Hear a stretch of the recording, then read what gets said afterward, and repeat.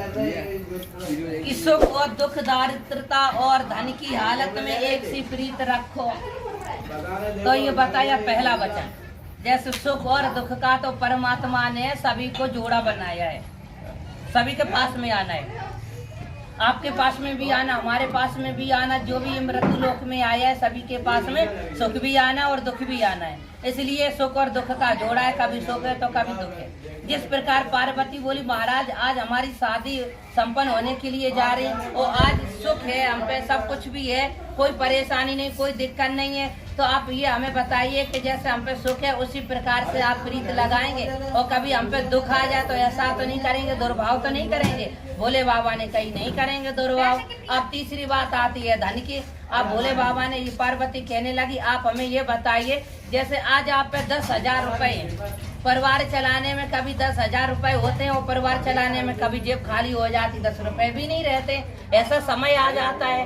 तो ऐसा तो नहीं है कि आज आप खूब भरपूर सब पैसा टका धन दौलत सबका छुए और बढ़िया प्रेम करे सबका छू करे और किसी दिन आप पे पैसा नहीं हो तो आप गुस्सा करो, नाराज हो। ऐसा नहीं होना चाहिए, दुर्भाव नहीं होना चाहिए। तो कह दो हाथ धर के सीधा हाथ ऐसे करो सामने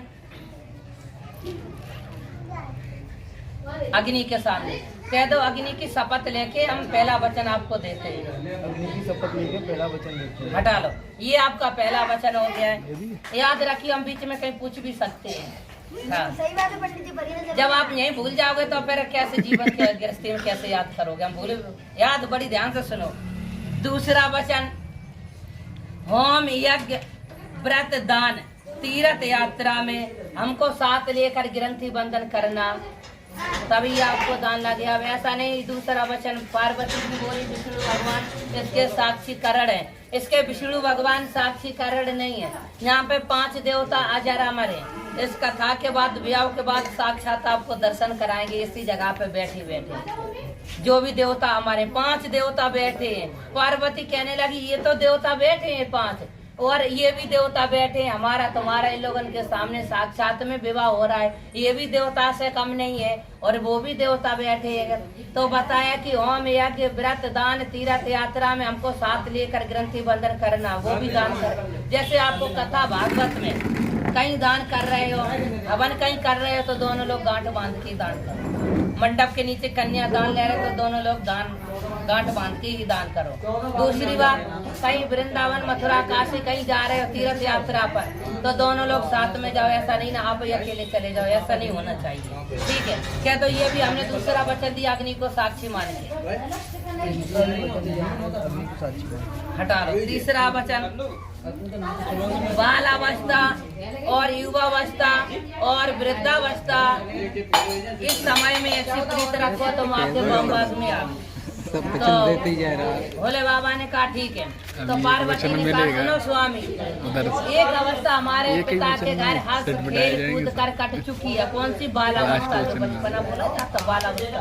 बालावस्था हमारी पिता के घर कट चुकी है और मेरी 2 अवस्थाएं बची हैं, एक युवा अवस्था और तीसरी सभी लोग जानते हैं वृद्धावस्था, बुढ़ापा आ जाता है। तो आप ऐसा करेंगे जैसे युवा अवस्था हमारी है तो आप प्रेम कर रहे हैं, सब कुछ बढ़िया कर रहे हैं, फिर उसके बाद में बुढ़ापा आ जाए, वृद्धावस्था आ जाए, ऐसा तो नहीं आप दुर्भाव करेंगे? दुर्भाव तो नहीं करेंगे? कह दो हमने तीसरा वचन दिया अग्नि को साक्षी मान के। तीसरा भी वचन दिया। हटा लो, हटा लो। चौथा वचन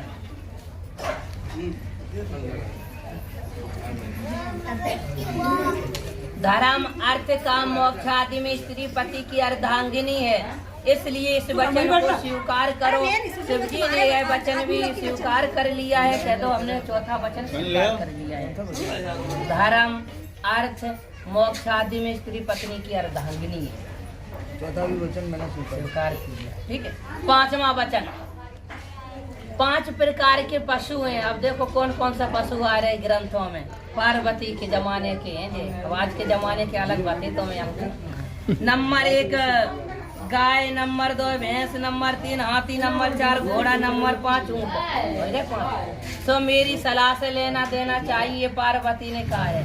अब ये नहीं है कि आप मतलब कहो कि पंडित जी ने कही थी ऊँट ही ले काज जाओ, हाथी ले के काज जाओ, हम अपनी बात कह रहे हैं, ऐसा नहीं है। अब जहाँ में एक और कहा कि दोनों लोगों की सलाह हो जाए तब वो ले आना चाहिए। कुछ भी ले आओ, चाहे अपने कपड़ा ले आओ, वस्त्र ले आओ, सोना चांदी, घर में कोई भी चीज ले आओ, तो दोनों लोगों की सलाह हो जाए तब उसे ले आना चाहिए, ना अन्यथा उसे घर में नहीं ले आना चाहिए।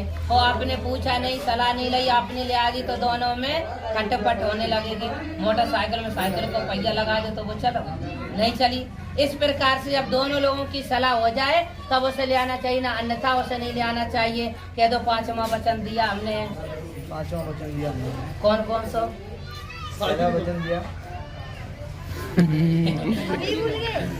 चलो चलो कोई बात नहीं, कोई बात नहीं। 6वां वचन अब हम फिर याद करा दे। 6वां वचन अब सुनो। 6वां वचन कौन सा है? वर्षा काल आदि से लेकर 6 ऋतु आती हैं। 6 दूनी 12, 12 महीना साल में होते हैं। अब जैसे जी सर्दी चल रही थी जड़ काले में, अब सर्दी में क्या आप गर्म वस्त्र जैसे ऊनी कपड़ा है और भोजन उसी हिसाब का चलता है कि नहीं, जैसे अब हो जाता है और उसी हिसाब से फसल भी होती है तो उस हिसाब से आप भोजन देंगे। अब दूसरी ऋतु आ रही है 6 महीना की।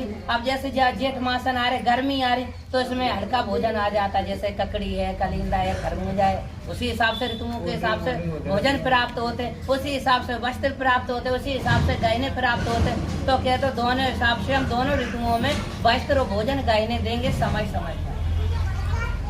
क्या बोला पंडित जी? गहने वस्त्र भोजन कपड़ा। गहने वस्त्र भोजन कपड़ा। हाँ समय समय पर सब कुछ। हाँ हटा लो। 6वां वचन हो गया। अब 7वां वचन। पराए घर हम सखियों स्त्रियों के संग बैठी होवे और हमारा कोई अपराध बनता है तो आप क्षमा कर देंगे। कहाँ पर मांग रही है? जो पार्वती, सुन लो, पार्वती होशियार रहते। जैसे जी अपने मायके में आई, अपनी भाभियों के, बहनों के साथ में, सहेलियों के साथ में बैठी, सब लोगों के साथ में बैठी।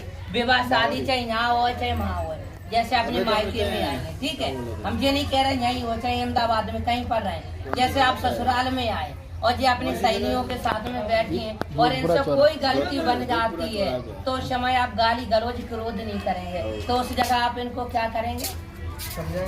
सम्मान करेंगे। हाँ हाँ सम्मान करेंगे। क्या तो ये हमने 7वां वचन दिया अग्नि को साक्षी मान के।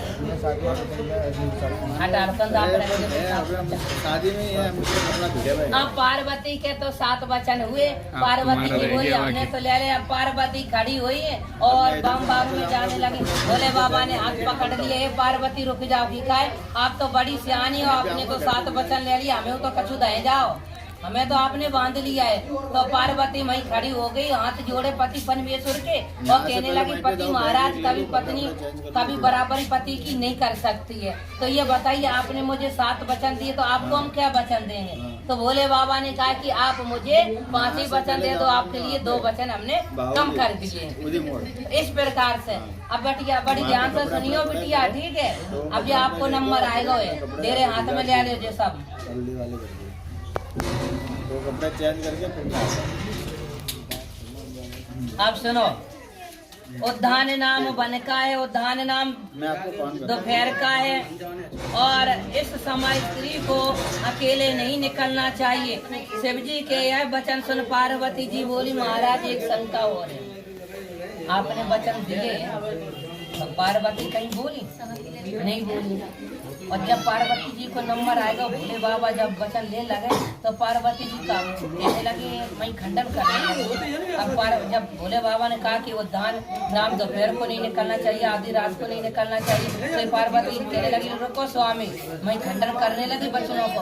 आप ये बताइए, आपने ये कहा कि दोपहर के नहीं निकले, आधी रात को नहीं निकले, जब बताइए घर में आगी लग जाए, निकल जावे कि मैं जल जावे। तो भोले बाबा ने की आपत्ति काले मर्यादा नास्ते, आफत काल है तो समय अपने प्राण बचाने के लिए निकल जावे, किंतु बार बार नहीं। इस प्रकार से हाथ रख दे बिटिया, ये कह दो पहला वचन हमने दिया है।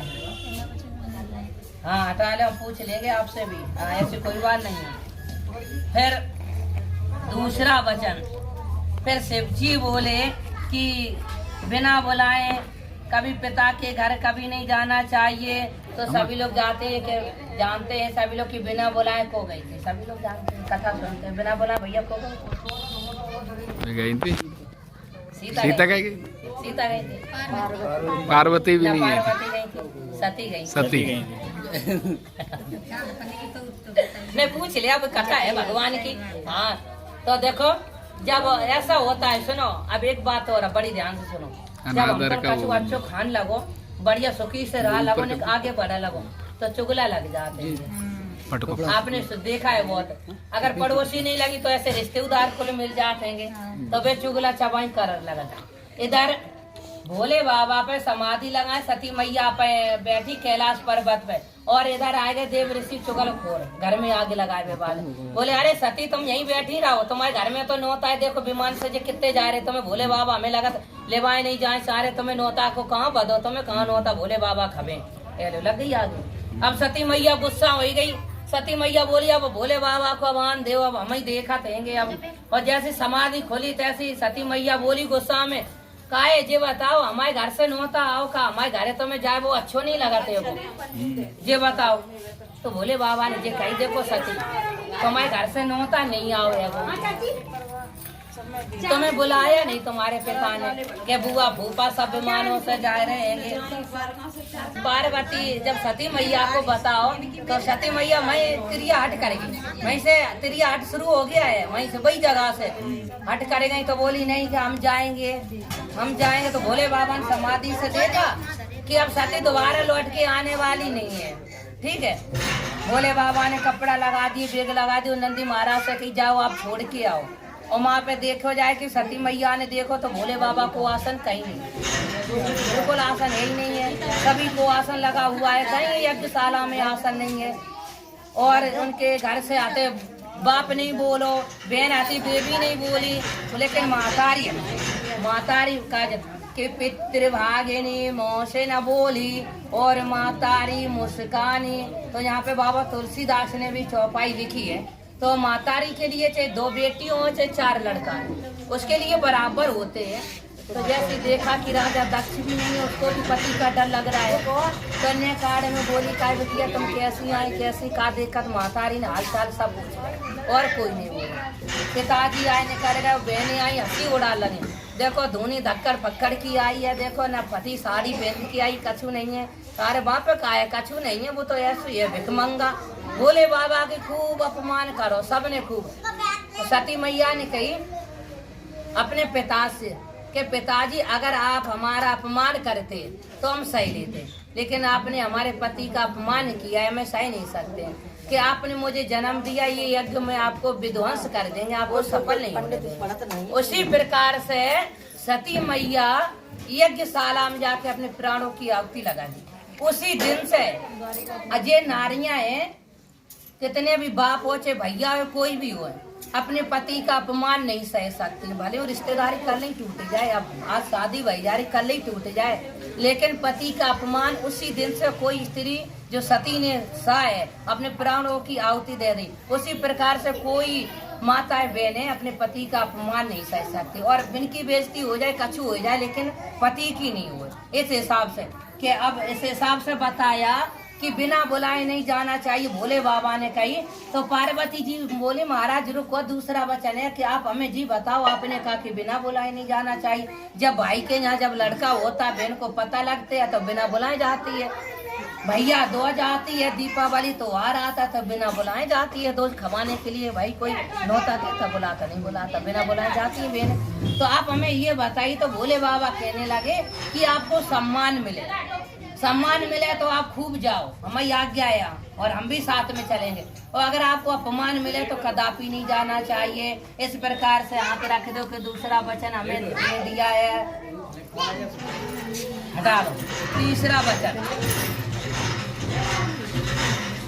फिर शिवजी बोले कि स्त्री को चाहिए कि सर्वदा अपने पति की प्रशंसा करें। तब पार्वती सती मैया बोली कि ये बताओ भोले बाबा कि आपने कहा प्रशंसा करें।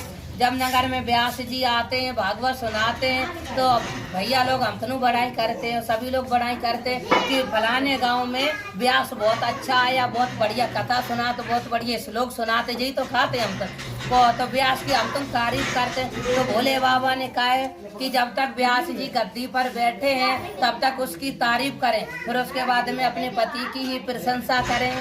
बड़ी ध्यान से सुनो, ठीक है क्या? तो हमने ये भी वचन दिया है, तीसरा वचन है, साथ रखें। अब चौथा वचन फिर शिवजी बोले कि स्त्री को चाहिए कि अपने पति के फटे हुए वस्त्रों हों और उनके पति सुंदर वस्त्र पहने हैं तो भी अपने पति की तारीफ करें। दूसरे के पति खूब सुंदर वस्त्र खूब पहने हैं, नहीं, अपने पति हैं बिल्कुल फटे वस्त्र पहने हैं, सब कुछ पहने, तो भी तारीफ करना चाहिए। और अब पार्वती जी बोली महाराज ये बताओ, आपने तो ये कहा जब किसी का लड़का दूल्हा बन के जाता है तो स्त्री पुरुष सभी बड़ाई करते हैं, फलाने का लड़का दूल्हा बन के जा रहा, देखो कितना अच्छा लग रहा है। तो भोले बाबा ने कहा है कि जब तक मुकुट बांधे हैं तब तक उसकी तारीफ करे, फिर उसके बाद में फिर अपने पति की प्रशंसा करे। क्या तो ये भी हमने वचन दिया। चौथा हटा लो, पांचवा वचन फिर बोले कि धर्म अर्थ मोक्ष आदि में स्त्री पत्नी की अर्धांगिनी है। अब इसमें बताया है कि जब जब कोई भी बात हो तो अपनी हर वक्त पति की प्रशंसा करें। तो भी पार्वती जी बोली महाराज ये बताओ, अपने का पति की प्रशंसा करें हर समय। जब मंडप के नीचे लड़का और दूल्हा बैठा होता है तो हर समय माता बहने जाती के देखो दूल्हा का बड़ा अच्छा रंग है, जोड़ी बहुत अच्छी मिली है, यही तो सब लोग कहते। तो भोले बाबा ने कहा है कि जब तक मुकुट और मोहरी बांधे हैं मंडप के नीचे उसकी तारीफ करें, फिर उसके बाद में अपने पतियों की प्रशंसा करें। इसके बाद कह दो पांचवा वचन हमने दिया, हटा लो। हाँ हमारे पूरे वचन हो गए, 7 इनके हो गए और 5 इनके हो गए। अब भोले बाबा की कथा सुनाई दे, कथा खाली नहीं करी जाती तो आप लोग जानते हो। ठाकुर जी महाराज भोले बाबा की देव कथा भैया खुशी से दियो आप जी।